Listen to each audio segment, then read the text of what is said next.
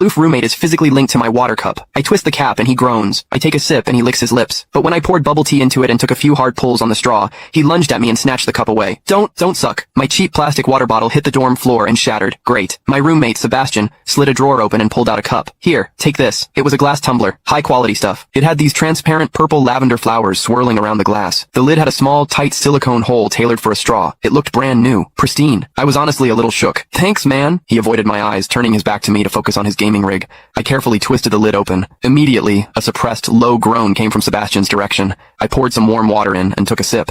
Sebastian sucked in a sharp, jagged breath. His hand on the mechanical keyboard trembled, his fingers slipping off the keys. He licked his lips, looking like he was enduring some kind of torture or intense pleasure. His lips were thin, the Cupid's bow sharp like a knife. Looking at them made me want to bite them. Yeah, okay, I admit it. I'm into Sebastian. I swear to God, before I met him, I was the straightest guy in the state. After high school, my only plan was to get to college and bang a hot, bubbly cheerleader. But the moment I walked into this dorm and saw Sebastian, that plan went out the window. 4 years of college and he's the only one I want to mess around with. But I couldn't tell him. No way. I was terrified that if I spilled my guts, we wouldn't even be friends anymore. Because Sebastian is straight. Like, painfully straight. Only 2 weeks ago, he turned down a senior, a varsity swimmer, total stud, who asked him out. After that, Sebastian came back to the room and sat at his desk with a face like thunder for hours. The guy must be a raging homophobe. Maybe it was because the cup was a gift from my crush, but that warm water tasted sweeter than usual. It had a weirdly good aftertaste. I grabbed a straw from my desk and shoved it deep into the hole on the lid. The second I did, a strangled moan ripped out of Sebastian's throat. He bolted up and sprinted into the bathroom. Weird. We were just gaming. Why the hell did he suddenly need a shower? He didn't even grab a change of clothes or a towel. My hearing has always been too good for my own good. Through the thin bathroom door,